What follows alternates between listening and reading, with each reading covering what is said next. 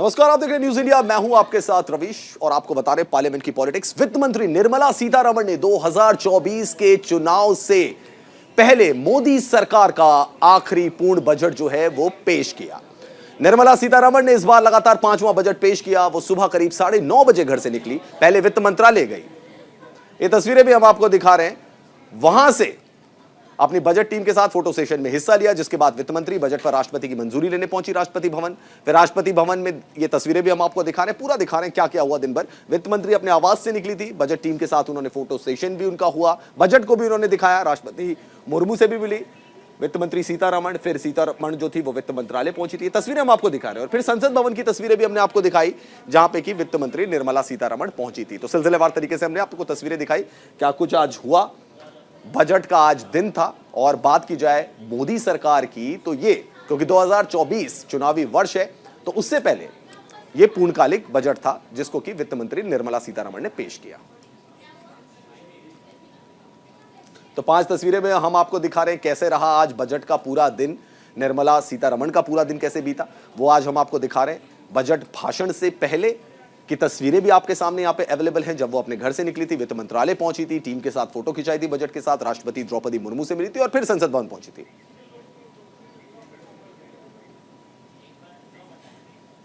बढ़ते आगे, मोदी सरकार ने करीब 45 लाख करोड़ का बजट पेश किया। केंद्रीय वित्त मंत्री निर्मला सीतारमण ने अमृतकाल का पहला बजट बताते हुए कहा कि आजादी के 100 साल बाद भारत की परिकल्पना का बजट है।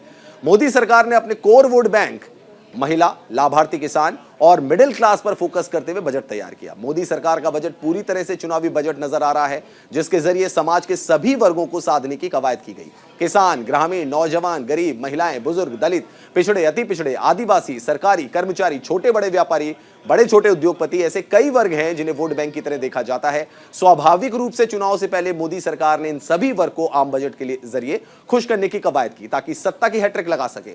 इतना ही नहीं, 2023 में होने वाले 9 राज्यों की चुनावी जंग को पार्टी फतेह कर सके। तो ये विजन डॉक्यूमेंट जिसे कह सकते हैं वो भी नजर आया, क्योंकि इस साल राज्यों में चुनाव होने, कई राज्यों में चुनाव होने, बड़े राज्यों में चुनाव होने हैं, और इसीलिए विपक्ष भी कह रहा है कि ये तो चुनावी बजट है, लेकिन कई ऐसी घोषणाएं इस बजट में की गई जो कि मिडिल क्लास को फायदा पहुंचा सकती है। Economic empowerment of women.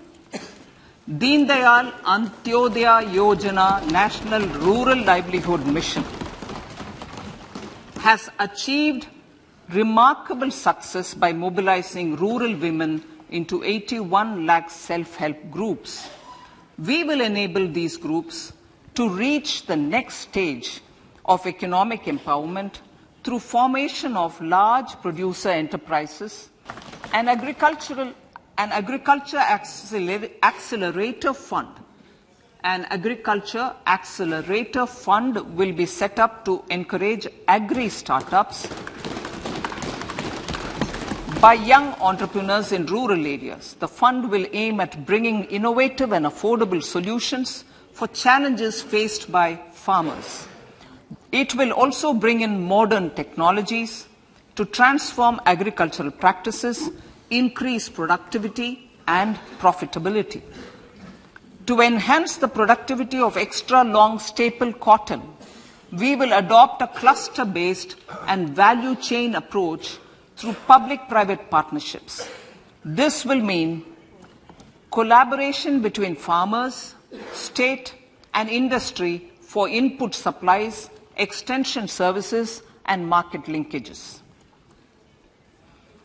We will launch an Atmanirbhar Clean Plant program to boost availability of disease-free, quality planting material for high-value horticultural crops at an outlay of 2,200 crores. Global hub for millets which are Shri Anna. India is the forefront.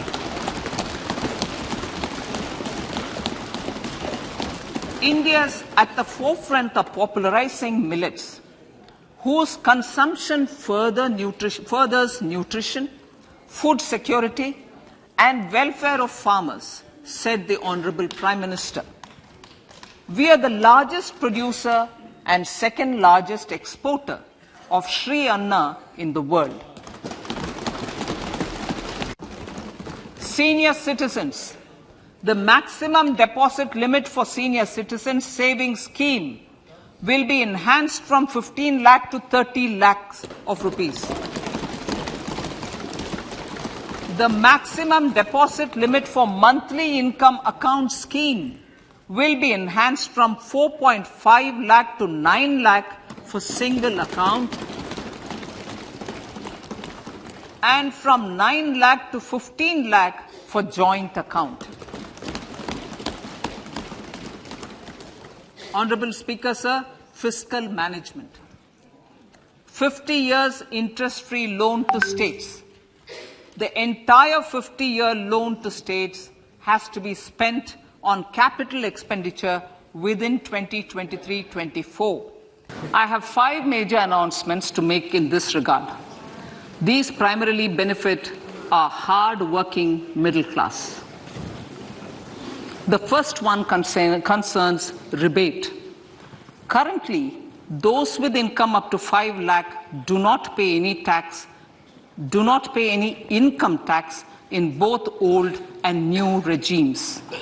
I propose to increase the rebate limit to 7 lakhs in the new tax regime. Thus, persons in the new tax regime with income up to 7 lakhs will not have to pay any tax at all. The second proposal relates to middle-class individuals.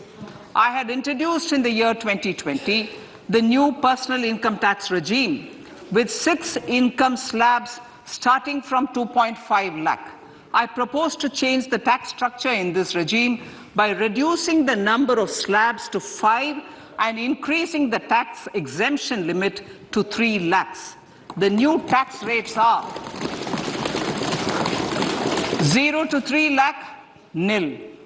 3 to 6 lakhs, 5%. 6 to 9 lakhs, 10%. 9 to 12 lakh, 15%. 12 to 15 lakhs, 20%. And above 15 lakhs, 30%. वित्त मंत्री निर्मला सीतारमण की अलग अलग घोषणाएं हमने आपको दिखाई जो कि आज उनके बजट भाषण में उन्होंने बताई थी। नौकरी पेशा वर्ग को 2014 से जिसका इंतजार था वो बजट 2023 में पूरा हो गया। वित्त मंत्री निर्मला सीतारमण ने अगले साल होने वाले आम चुनाव से पहले मोदी सरकार के आखिरी पूर्ण बजट में मध्यम वर्ग और नौकरी पेशा लोगों को कर मोर्चे पर राहत दी। प्रधानमंत्री नरेंद्र मोदी ने आम बजट को लेकर कहा कि अमृत काल का यह बजट विकसित भारत के विराट संकल्प को पूरा करने के लिए एक मजबूत नींव का निर्माण करेगा। इसमें गांव, गरीब और किसानों और मिडिल क्लास का भी खास ध्यान रखा गया है। इस बजट से विकसित भारत का सपना पूरा होगा। अमृत काल का यह पहला बजट विकसित भारत के विराट संकल्प को पूरा करने के लिए एक मजबूत नींव का निर्माण करेगा। ये बजट वंचितों को वरीयता देता है।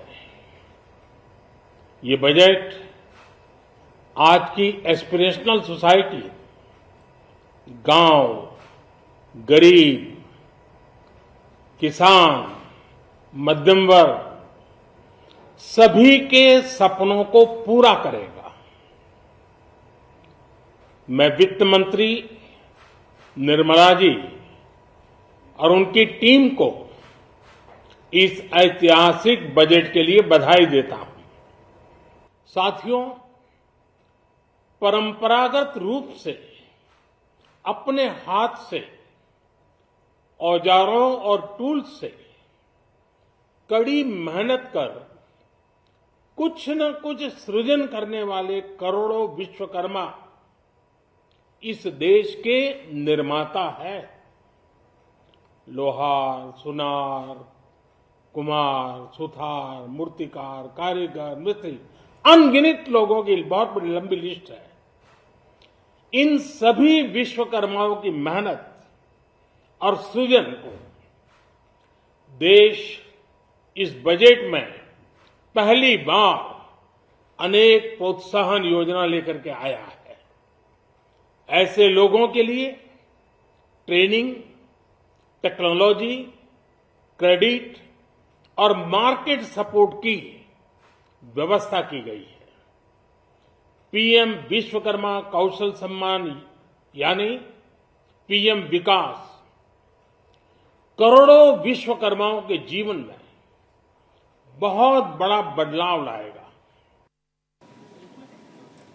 पीएम नरेंद्र मोदी को आपने सुना कि उन्होंने कहा यह गरीब और किसान का बजट है। चलिए आपको बताते हैं कांग्रेस के अध्यक्ष मल्लिकार्जुन खड़गे उन्होंने क्या कहा और उत्तर प्रदेश के मुख्यमंत्री योगी आदित्यनाथ को यह बजट कैसा लगा, उनकी क्या प्रतिक्रिया आई, वो भी आपको बताते हैं। बजट जो मोदी सरकार ने पेश की है, ये तो 2-4 राज्यों के इलेक्शन चुनाव को देखकर ही उन्होंने पेश किया है। तो ये तो इलेक्शन स्पीच है और वो इलेक्शन स्पीच 15 दिन पहले से ही शुरू किए है और उनकी जो जो बातें बाहर उन्होंने कही है वैसे जुमले इस बजट में डालकर वो उन्होंने पुनरुच्चार किया उसका। और दूसरी चीज, बजट में सबसे ज्यादा प्राथमिकता होना चाहिए था जो आज इन्फ्लेशन बढ़ रहा है, महंगाई बढ़ रही है, उसको कंट्रोल कैसा किया जाए वो उसमें नहीं है। देश की संसद में आज प्रस्तुत हुआ आम बजट नए भारत की समृद्धि का एक नया संकल्प है, अंत्योदय का विजन है। 130 करोड़ भारतवासियों की सेवा का लक्ष्य भी है। वर्तमान केंद्रीय बजट गांव, गरीब, किसान, नौजवान और महिलाएं समेत समाज के हर वर्ग की और भारत जैसे दुनिया के सबसे बड़े लोकतंत्र की समग्र उत्थान की अपेक्षाओं की पूर्ति करने वाला है। निसंदेह यह बजट भारत को आर्थिक महाशक्ति बनाने की दिशा में मील का पत्थर साबित होगा। आजादी के अमृत काल में प्रस्तुत विकसित भारत के संकल्प को पूर्ण करते हुए सर्वसमावेशी और लोक कल्याणकारी केंद्रीय बजट 2023-24 का मैं स्वागत। मल्लिकार्जुन खड़गे, योगी आदित्यनाथ को आपने सुना। वहीं इस बजट सत्र में शामिल होने के लिए कांग्रेस नेता और पार्टी के पूर्व अध्यक्ष राहुल गांधी संसद भवन पहुंचे, जहां कुछ ऐसा हुआ कि एक बार फिर, ये आपको तस्वीरों में भी हम दिखा रहे हैं, भारत जोड़ो यात्रा के असर पर चर्चा जोर पकड़ने लगी। दरअसल बजट सत्र के लिए राहुल गांधी जैसे ही संसद भवन पहुंचे तो वहां मौजूद पार्टी के नेताओं ने भारत जोड़ो यात्रा के नारे लगाने शुरू कर दिए।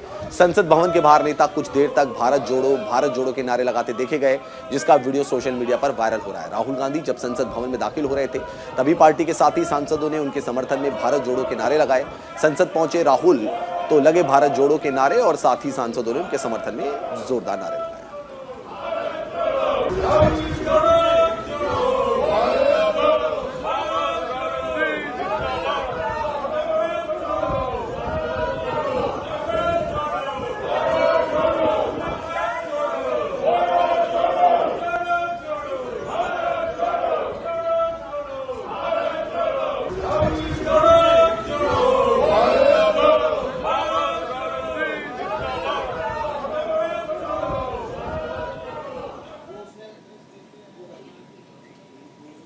राहुल गांधी को आपने देखा जब पहुंचे संसद भवन में तो वहां जो कांग्रेस के समर्थक थे, जो कार्यकर्ता थे, जो वहां पे मौजूद थे, उन्होंने भारत जोड़ो के नारे भी लगाए। चलिए, इस बार बजट के मुख्य 7 लक्ष्य हैं जिन्हें सप्तऋषि कहा गया है।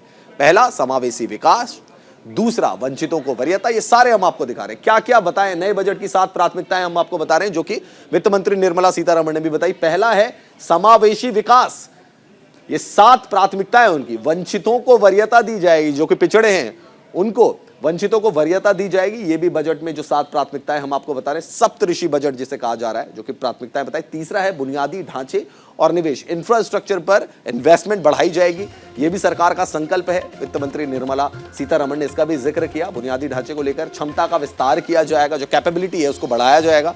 ये तमाम आपको हम संकल्प बता रहे हैं, प्राथमिकताएं बता रहे हैं वित्त मंत्री की, भारत सरकार की। साथ ही साथ 5वीं है हरित विकास यानी कि एग्रीकल्चर जो है उसको भी आगे बढ़ाना है, जिस तेज गति से बढ़ रहा है और उसको आगे बढ़ाया जाएगा। हरित विकास ये आप देख सकते हैं, जिसे हम ग्रीन रिवॉल्यूशन भी कह सकते हैं। युवा शक्ति के लिए प्राथमिकताएं हम आपको बता रहे हैं, 7 प्राथमिकताएं। छठी प्राथमिकता आप देख सकते हैं युवा शक्ति, और 7वीं प्राथमिकता अब हम आपको बताने जा रहे हैं। क्या 7वीं प्राथमिकता रखी है? वो है वित्तीय क्षेत्र, यानी कि फाइनेंशियल जो एरिया है उसको भी आगे अब विस्तार देना है, क्योंकि विकसित राष्ट्र की तरफ भारत जो है वो अग्रसर है। ये हमने आपको सारे बताए। अब हम आपको बताते हैं बजट में रेलवे के लिए क्या आया। रेलवे का बजट पहले अलग आता था 2016 तक, उसके बाद क्या आया ये आप देख सकते हैं। उससे पहले हम आपको दिखा रहे हैं कितना टैक्स है। स्लैब, टैक्स स्लैब हम आपको दिखा रहे हैं। जैसा कि आप जानते हैं कि 7 लाख से ज्यादा आय होगी तो क्या टैक्स स्लैब यहां पर होगा। सबसे पहले तो आप ये देख लीजिए 0 से 3%, अगर 3 लाख तक आप आते हैं तो 0% रहेगा।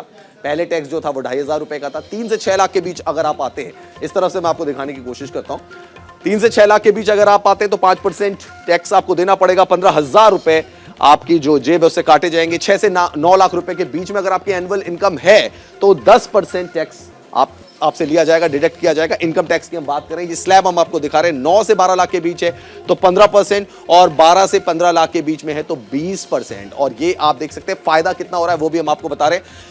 अब आपको कितना टैक्स देना पड़ रहा है ये भी हमने बताया। पहले कितना टैक्स देना पड़ता था और अब फायदा कितना हो रहा है आपको। पहले 0 से 3 लाख के बीच में 2,500 रुपए का आपको फायदा है, क्योंकि पहले 2.5 लाख तक की लिमिट थी, वो 3 लाख तक की हो गई है।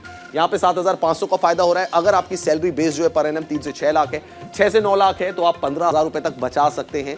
9 से 12 लाख अगर आपका एनुअल पैकेज है तो आप 25,000 रुपए बचा सकते हैं, और 12 से 15 लाख अगर आपका एनुअल पैकेज है तो आप 37,500 रुपए का आपको फायदा हो रहा है। ये स्लैब्स हम आपको दिखा रहे हैं 7 लाख तक, जैसा कहा है, क्योंकि टैक्स के 2 रिजीम है। और अगर आप न्यू टैक्स रिजीम की तरफ जाते हैं तो 7 लाख तक अगर आपकी एनुअल इनकम 7 लाख है तो आपको कोई टैक्स नहीं देना पड़ेगा। ओल्ड स्कीम के थ्रू जाएं, लेकिन बाय डिफॉल्ट अब आपको न्यू टैक्स रिजीम को फॉलो करना पड़ेगा। चलिए अब बात रेलवे की भी कर लेते हैं। रेलवे में क्या कुछ इसमें इंक्लूड किया गया है, वित्त मंत्री ने रेलवे के लिए क्या कुछ चीजें बताई है वो भी हम आपको बताते हैं। जैसा कि आप जानते हैं कि 2016 तक रेल बजट अलग आता था, लेकिन उसके बाद मर्ज कर दिया गया उसको आम बजट के साथ। 2017 से मोदी गवर्नमेंट ने ये फैसला लिया था। उसकी क्या कुछ खास बातें हैं वो भी हम आपको बताते हैं। रेलवे बजट को जो बढ़ाकर जो है वो 2.4 लाख करोड़ रुपए का आवंटन जो है किया जाएगा। साथ ही साथ 2013-14 के मुकाबले बजट 9 गुना ज्यादा होगा। चलिए अभी आपको हम स्लैब्स दिखा लेते हैं। इनकम टैक्स के जो स्लैब हैं बहुत इंपॉर्टेंट स्लैब हैं। 7 लाख तक अगर आपकी आय है तो टैक्स नहीं पड़ेगा आपको न्यू इनकम टैक्स रिजीम के हिसाब से अगर हम बताएं। और अगर आपकी आय जो है 3 से 6 लाख के बीच है तो 5% आपको टैक्स देना पड़ेगा। 6 से 9 लाख के बीच में तो 10% देना पड़ेगा, और 9 से 12 लाख के बीच है तो 15% आपको देना पड़ेगा, और 12 से 15 लाख के बीच में तो 20% टैक्स मिलेगा। तो काफी ज्यादा फायदा होगा। यानी कि मध्य वर्ग जो कि टैक्स की मार झेलता था, इनकम टैक्स की मार झेलता था, जिसे डायरेक्ट टैक्स कह सकते हैं, उसमें काफी ज्यादा राहत जो है वो देने की कोशिश की है वित्त मंत्री निर्मला सीतारमण ने। ये हम आपको तस्वीरें यहां पर दिखा रहे हैं। स्लैब्स भी आपको दिखा रहे हैं कि पहले स्लैब क्या था, अब स्लैब क्या है।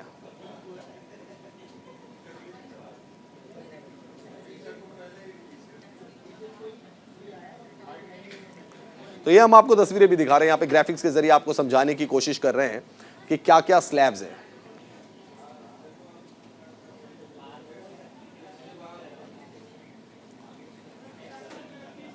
तो ये हमने आपको स्लैब दिखाया जिसमें आप देख सकते हैं कि 7 लाख तक जो आय होगी उसमें भी कोई टैक्स नहीं पड़ेगा।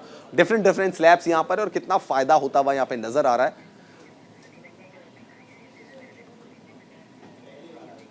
तो मिडिल क्लास को काफी ज्यादा राहत देने की इसमें कोशिश की गई है, जो कि हमने आपको दिखाया।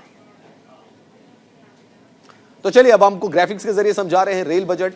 बुलेट ट्रेन परियोजना, रैपिड ट्रेन, ये सारी परियोजनाएं यहां पे।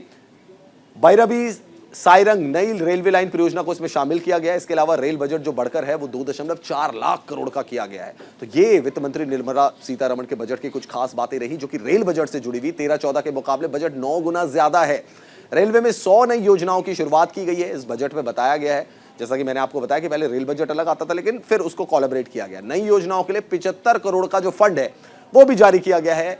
वित्त साल में नई परियोजनाओं की शुरुआत भी की जाएगी, यानी कि अप्रैल ऑनवर्ड से नई परियोजनाओं की शुरुआत हो जाएगी। रेलवे की अहम परियोजनाओं पर काम अभी जारी है, और बहुत सारी घोषणाएं इस बजट में की वित्त मंत्री निर्मला सीतारमण ने। बुलेट ट्रेन एक ऐसी योजना है जिस पर सबकी नजर है। रैपिड ट्रेन भी है। ये सारी ट्रेनें जो परियोजनाएं लाई जाएंगी, ये आप देख सकते हैं तस्वीरों में भी हम आपको दिखा रहे हैं कि रेल बजट बहुत ज्यादा अहम रहता है।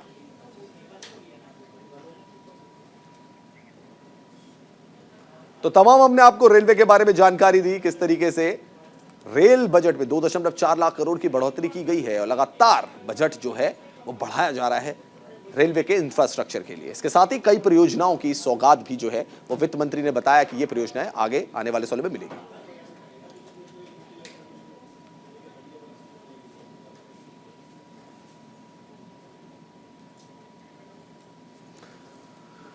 तो रेल बजट के लिए भी कुछ खास चीजें जो थी वो वित्त मंत्री निर्मला सीतारमण ने यहां पर पेश की, जो कि हमने आपको बताया। नई परियोजनाएं 100 नई परियोजनाएं जो हैं वो रेलवे से रिलेटेड चलाई जाएंगी, साथ ही साथ बुलेट ट्रेन को विकसित करना,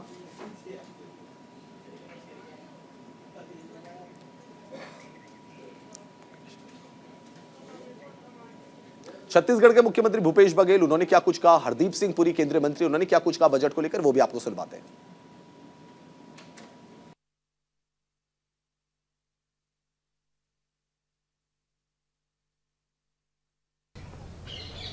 बजट में कुछ सुविधा है, न किसानों का आय दुगुनी करने की बात है, न महिलाओं के लिए है, न ट्राइब्स के लिए है, न ही अनुसूचित जाति के लिए है। ये बजट कहा जाए तो केवल इस चुनाव को देख के बनाया गया बजट है। इसमें किसी को कोई सहूलियत दी नहीं गई है। एयरपोर्ट थे, उसके विकास के लिए पहले हजारों करोड़ रुपया हर एयरपोर्ट में दिए गए और उसके बाद उसको नीलाम कर दिया गया। No, they are unhappy because they are in opposition, and they are unhappy because they see a very popular prime minister who has introduced a paradigmatic shift and change in the nature of governance, and who has demonstrated that good governance is also good politics.